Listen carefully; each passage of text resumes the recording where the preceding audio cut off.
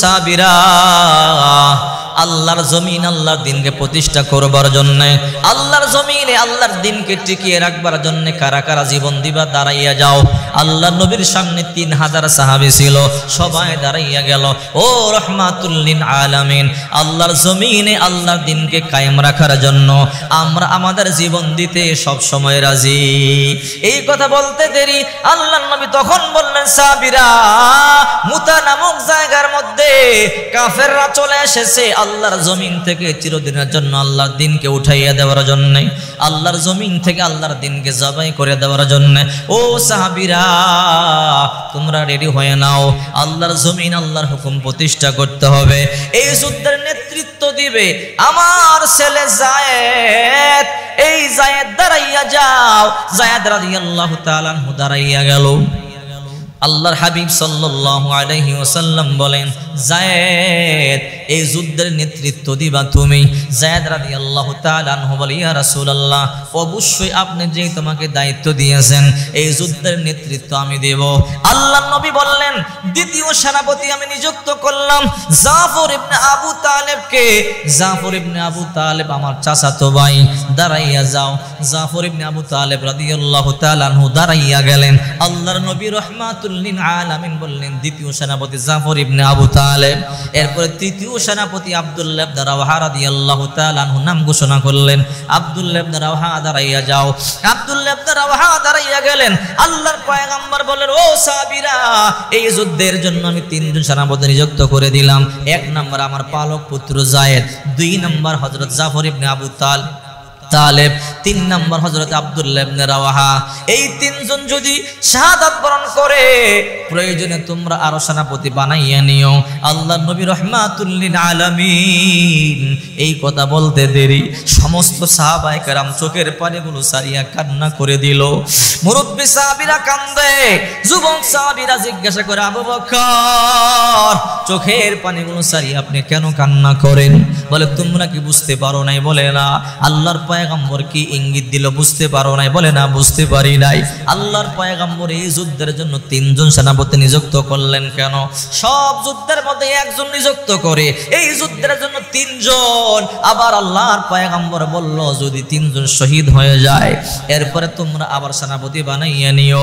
এতে বোঝা যায় এই যুদ্ধে 3 জন থেকে 1 জন বাড়িতে ফিরে আসতে পারবে না, এই 3 জন শাহাদাত বরণ করবে। আল্লাহর পয়গম্বর বলল, 1 নম্বর সেনাপতি যায়েদ যাও, যাও বাড়িতে যাও, বিদায় নিয়ে আসো।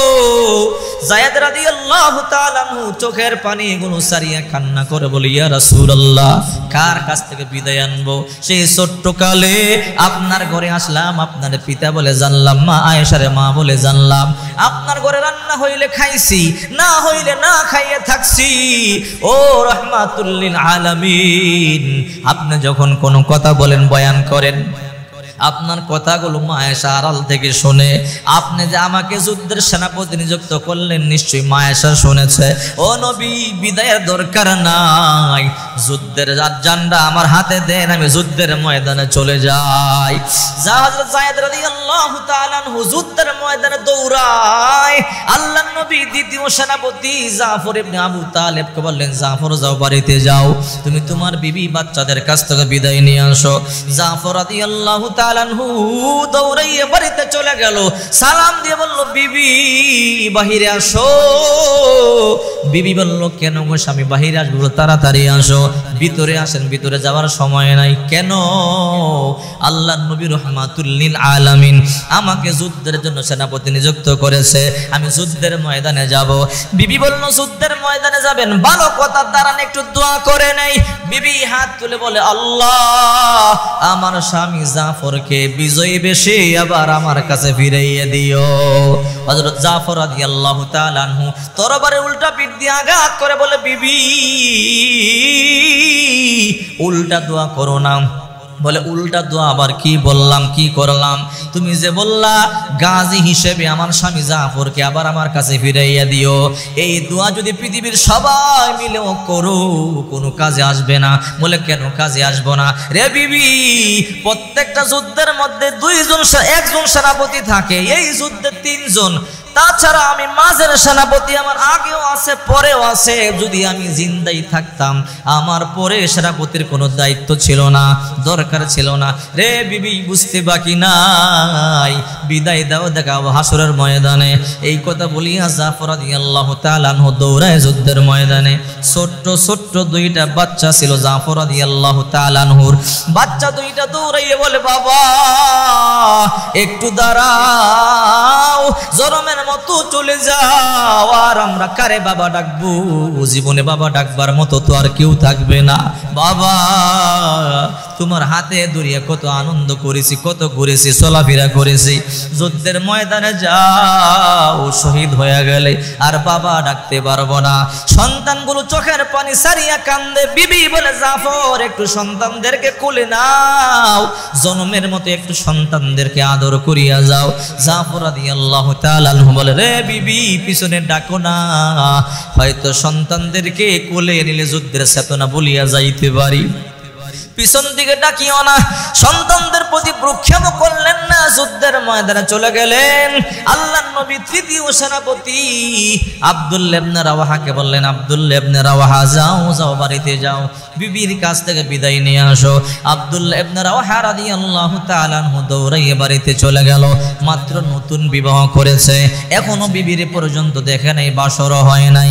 রাত্রে বেলা বাসর হওয়ার কথা ছিল, কিন্তু দিনের বেলায় আল্লাহর পয়গম্বর যুদ্ধের জন্য রেডি হইতে বললেন। বাড়ির দিকে সালাম দিলেন, ও বিবি সালাম গ্রহণ করো। বিবি বলে, স্বামী ভিতরে আসেন। বলে, না না রে বিবি, মাফ করিয়া দাও, আমি তোমার হক আদায় করতে পারি নাই। কি হয়েছে? বলে, স্বামী হিসাবে হক আদায় করতে পারি নাই। রে বিবি, আমি যুদ্ধের ময়দানে যাই, আল্লাহর নবী রাহমাতুল লিল আলামিন সেনাপতি নিযুক্ত করেছে। বিবি রে, তুমি আমারে মাফ করিয়া দাও, স্বামী হিসেবে আমি হক আদায় করতে পারলাম না। আব্দুল্লাহ ইবনে জাফর আব্দুল্লাহ ইবনে রাওয়াহা রাদিয়াল্লাহু তাআলা আনহু এই কথা বলবার পরে বিবি বলে, স্বামী একটু ভিতরে আসেন, আমি আপনার ভালো করিয়া দেখি। হযরতে আব্দুল্লাহ ইবনে রাওয়াহা বলে, বিবি না না, ভিতরে ডাকিও না, ভিতরে গেলে প্রেম নিবেদন করলে যুদ্ধের চেতনা বলিয়া যেতে পারি। ও বিবি, আল্লাহর দরবারে কি জবাব দিব? বিবি বলে, না রে স্বামী না, প্রেম নিবেদন করবার জন্য আপনার আমি ডাকি না। স্বামী আপনি ভালো করিয়া জানেন, আজকে মাত্র বিবাহ করেছেন, আমি আপনারে ভালো করিয়া পর্যন্ত এক নজর দেখি নাই।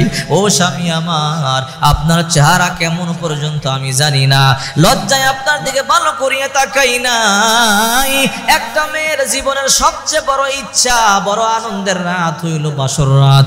জীবনের সমস্ত লালিত যৌবন স্বামীকে বিসর্জন দেবে, উৎসর্গ করে দেবে। স্বামী আমার, হয়তো আমার জীবনে তা হইল না, এতে আমার কোনো দুঃখ নাই। আপনি আল্লাহর রাস্তায় যাবেন, ও স্বামী আমার, আমি বাধাও দিব না, কিন্তু একটু ভিতরে আসেন, আমি এক নজর আপনারে ভালো করিয়া দেখব। কেন রে বিবি? বলে, ও আব্দুল্লাহ ইবনে রাওয়াহা, আপনার চেহারাটা কেমন এখনো পর্যন্ত আমি জানতে পারি নাই, এখনো পর্যন্ত ভালো করিয়া দেখি নাই। কিয়ামতের ময়দানে লক্ষ লক্ষ আব্দুল্লাহ ইবনে রাওয়াহা থাকবে, আব্দুল্লাহ থাকবে। এই লক্ষ লক্ষ আব্দুল্লাহর মাঝে আমি আপনারে কেমনে চিনব গো স্বামী? আজকে যদি আমি আপনারে ভালো করিয়া দেখিয়া লই, কিয়ামতের ময়দানে আমি আপনার হাত ধরিয়া আল্লাহর তৈরি জান্নাতে চলে যাব। চিন্তা করেন তারা কেমন সাহাবী ছিল। তিনজন সাহাবী যুদ্ধের ময়দানে চলে গেল, তুমুল যুদ্ধ শুরু হয়ে গেল। 1 লক্ষ কাফের, তাদের সাথে আরো আছে আরো 1 লক্ষ 2 লক্ষ, আর মুসলমানদের সংখ্যা মাত্র 3000। 3000 সাহাবী 1 লক্ষ, প্রায় 2 লক্ষ কাফেরের বিরুদ্ধে মোকাবেলা শুরু করে দিল। যুদ্ধ শুরু হয়ে গেল, তুমুল যুদ্ধ। অনেক লম্বা সময় যুদ্ধ করতে করতে করতে করতে প্রথম সেনাপতি যায়েদ ইবনে হারেসা রাদিয়াল্লাহু তাআলা আনহু শহীদ হয়ে গেলেন, জানদা নিলেন। দ্বিতীয় সেনাপতি হযরতে জাফর ইবনে আবু তালিব রাদিয়াল্লাহু তাআলা আনহু যুদ্ধ করতেছেন। যুদ্ধ করতে করতে কাফেরদেরকে কচুকাটা করতেছেন। এক পর্যায়ে জাফর রাদিয়াল্লাহু তাআলা আনহু নিজে শহীদ হয়ে গেলেন। এবার তৃতীয় সেনাপতি আব্দুল্লাহ ইবনে রাওয়াহা জানদা নিলেন। তৃতীয় সেনাপতি, যুদ্ধ শুরু হয়ে গেল। আব্দুল্লাহ ইবনে রাওয়াহা রাদিয়াল্লাহু তাআলা আনহু কাফেরদেরকে কচুকাটা শুরু করে দিলেন।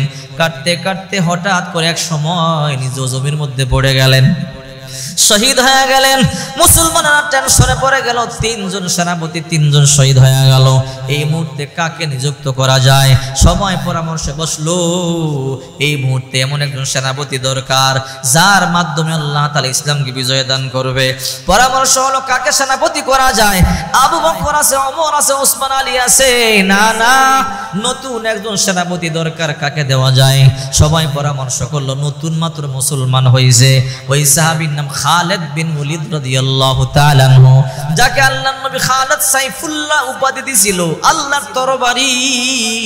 এই খালিদ বিন ওলীদ রাদিয়াল্লাহু তাআলা আনহু এমন একজন সাহাবী ছিল, ইসলাম কবুল করবার আগে যত যুদ্ধ করেছে হারে নাই, ইসলাম কবুল করবার পরও যত যুদ্ধ করেছে কোনো যুদ্ধে হারে নাই। সবাই বলল, খালিদকে যুদ্ধের সেনাপতি নিযুক্ত করলে বলা হয়, খালিদ তোমার মতামত বলো। খালিদ বিন ওলীদ রাদিয়াল্লাহু তাআলা আনহু বলে, আমার কোনো মতামত নাই, যদি আপনারা চান সিদ্ধান্ত হয় এই যুদ্ধের সেনাপতির দায়িত্ব আমি নিব, কোনো আপত্তি আমার নাই। সবাই বলল, খালিদ এই যুদ্ধের সেনাপতি তোমাকে আমরা নিযুক্ত করতে চাই। বলল, ঠিক আছে। হযরত খালিদ বিন ওলীদ রাদিয়াল্লাহু তাআলা আনহু হাতের মধ্যে জান্ডা দিয়া দিল। খালিদ বিন ওলীদ রাদিয়াল্লাহু তাআলা আনহু এমন এক বীর যুদ্ধ শুরু করে দিল, কিতাবের মধ্যে আছে হাতে তরবারি নিয়ে বৃষ্টির মতো কোবানো শুরু করে দিল। কোবাইতে কোবাইতে প্রথম তরবারিটা ভেঙে গেল, দ্বিতীয় তরবারি হাতে নিল, দ্বিতীয় তরবারিটা ভেঙে গেল, তৃতীয় তরবারি হাতে নিল, তৃতীয় তরবারিটা ভেঙে গেল, চতুর্থ তরবারি হাতে নিল। এমন বৃষ্টির মতো কোবানো শুরু করলো, চতুর্থ তরবারিও ভেঙে গেল, পঞ্চম তরবারি হাতে নিল, পঞ্চমটা ভেঙে গেল, ষষ্ঠ তরবারি হাতে নিল, ষষ্ঠটাও ভেঙে গেল, সপ্তম তরবারি হাতে নিল, সপ্তমটা ভেঙে গেল, অষ্টম তরবারি হাতে নিল, অষ্টমটা ভেঙে গেল, নবম তরবারি হাতে নিয়া কসুর মতো কোবানো শুরু করে দিল, নবম তরবারিও ভেঙে গেল। খালিদ বিন ওলীদ রাদিয়াল্লাহু তাআলা আনহু যখন দশম তরবারি হাতে নিল, সব কাফেররা ভয়ে পলায়ন করিয়া মাঠ খালি হয়ে গেল, ইসলামের বিজয় হয়ে গেল। চিন্তা করে দেখেন, মুসলমানদের সংখ্যা মাত্র 300, মাত্র 3000, আর কাফেরদের সংখ্যা 2 লক্ষ। প্রথমে ছিল 1 লক্ষ, পরে আবার আসছে আরো 1 লক্ষ, 2 লক্ষ, কিন্তু 3000 মুসলমানের সামনে টিকতে পারে নাই। আল্লাহ পাক রব্বুল আলামিন বলেন, হে দুনিয়াবাসী, যদি তোমরা আমার পথে থাকো, লড়াই করো, যুদ্ধ করো, আমি আল্লাহ তোমাদেরকে মদদ দিব, আমি আল্লাহ তোমাদেরকে সাহায্য করব। যারা আল্লাহর দ্বীনের ব্যাপারে আল্লাহকে সাহায্য করবে, যারা আল্লাহর দ্বীনের ব্যাপারে আল্লাহকে সহযোগিতা করবে, আল্লাহ তাদেরকে সহযোগিতা করবে। এই জন্যই তো আল্লাহ পাক রব্বুল আলামিন বলেন, ইন্নাল্লাযীনা ক্বালু রাব্বুনাল্লাহ সুম্মা ইসতাকামু তাতানাজ্জালু আলাইহিমুল মালাইকাতু আল্লা তাখাফু ওয়া লা তাহজানু ওয়া আবশিরু বিল জান্নাতিল্লাতী কুনতুম তুআদুন।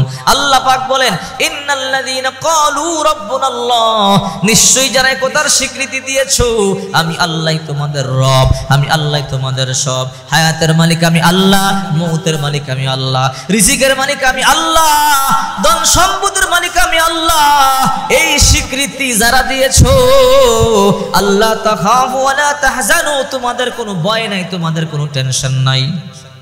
এরা যখন ইন্তেকাল করবে, ইন্তেকালের সময় তাতানাজ্জালু আলাইহিমুল মালাইকা, ফেরেশতারা এসে বলে, আল্লাহ তাখাফু ওয়া লা তাহজান, তোমাদের ভয় নাই, টেনশন নাই। ওয়া আবশিরু বিল জান্নাতিল্লাতী কুনতুম তুআদুন, সুসংবাদ গ্রহণ করো আল্লাহর কৃত ওয়াদা, কৃত জান্নাতের। তোমরা মরতে দেরি হবে, আল্লাহর তৈরি জান্নাতের মধ্যে ঢুকতে দেরি হবে না। এই জন্য বেশি বেশি নেক আমল করবেন, বেশি বেশি ইবাদত বন্দেগী করবেন। দুনিয়াতে টাকা হইলে ধনী হওয়া যায়, পয়সা হইলে ধনী হওয়া যায়, আর মৃত্যুর পরে যারা বেশি নেক আমল থাকবে সে তত বেশি ধনী হবে। এই জন্য আল্লাহ পাক রব্বুল আলামিন বলেন, মান আমিলা সালিহাম মিন যাকারিন আও উনসা ওয়া হুয়া মুমিন ফালানুহয়িয়ান্নাহু হায়াতান তাইয়্যিবা ওয়া লানাজজিয়ান্নাহুম আজরাহুম বিআহসানি মা কানু ইয়ামালুন। নারী আর পুরুষ যারা নেক আমল করবে, যারা ভালো ভালো কাজগুলো করবে, আল্লাহ পাক রব্বুল আলামিন দুনিয়াতে সুন্দর একটা জীবন দান করবেন। এবং পরকালে আল্লাহ তাআলা পুরস্কৃত করবেন। দুনিয়াতে সুন্দর জীবনের জন্য কত কিছু করি, সকাল থেকে রাত পর্যন্ত আমরা কাজ করি, অথচ তারপরও সুন্দর জীবন গঠন করতে পারি না। আল্লাহর কসম করে বলি, আপনি যতই চেষ্টা করেন শান্তির মালিক আপনি হতে পারবেন না। শান্তি দেওয়ার মালিক একমাত্র আল্লাহ পাক রব্বুল আলামিন। আল্লাহ পাক রব্বুল আলামিন যদি আপনার শান্তি না দেয়, কেউ শান্তি দিতে পারবে না, ডাক্তার পারবে না, কবিরাজ পারবে না। কত ধনী মানুষ আমাদেরকে টেলিফোন করে বলো, হুজুর গোশত খাইতে পারি না, প্রেসার বাড়িয়া যায়, ইলিশ মাছ খেতে পারি না হুজুর, অ্যালার্জি বেড়ে যায় হুজুর, মিষ্টান্ন খাইতে পারি না, চিনি খাইতে পারি না, শরবত খাইতে পারি না, ডায়াবেটিস বাড়িয়া যায়। আমি বলি আল্লাহর হুকুম পরিপূর্ণ আদায় করেন। যে ব্যক্তি আল্লাহর হুকুম পরিপূর্ণ আদায় করবে, আল্লাহ পাক রিজিকের স্বাদ তাকে দিয়ে দিবে, রিজিক বঞ্চিত করবে না। আর যে আল্লাহর হুকুম মানবে না, আল্লাহ তাআলা রিজিক থেকে তাকে বঞ্চিত করে দিবে। আল্লাহর হুকুম মানেন। অনেকে বলে হুজুর বিবি কথা শুনে না, সন্তান কথা শুনে না, ছেলে মেয়ে কথা শুনে না। আমি বলি আপনি আল্লাহর কথা শুনেন না। যদি আপনি আল্লাহর কথা শুনেন, আপনার সন্তান আপনার কথা শুনবে। যদি আপনি আল্লাহর কথা মানেন, আপনার বিবি আপনার কথা মানবে। যদি আপনি আল্লাহর কথা মানেন, আপনার প্রতিবেশী আপনার কথা মানবে। আপনি আল্লাহর কথা মানেন না, আপনার বিবি আপনার কথা মানে না। আপনি আল্লাহর কথা মানেন না, আপনার সন্তান আপনার কথা মানে না। আপনি আল্লাহর কথা মানেন না, আপনার আত্মীয়রা আপনার কথা মানে না। যেদিন থেকে আপনি আল্লাহর হুকুম মানা শুরু করে দিবেন, আল্লাহ দেখবেন আপনার সমস্ত সন্তানদেরকে আপনার বাধ্যগত বানাইয়া দিবে, আপনার বিবিকে আপনার বাধ্যগত বানাইয়া দিবে। এই জন্য বেশি বেশি নেক আমল করবেন। হায়াত মওতের কথা বলা যায় না। দেখেন না আপনার কত সঙ্গী দুনিয়া ছাড়িয়া চলিয়া গেল রে বাবা। ওই কঠিন মুসিবতের দিন কারো কিন্তু কাউকে কাছে পাবেন না। ওই দিন কিন্তু কেউ কারো পরিচয় দিবে না।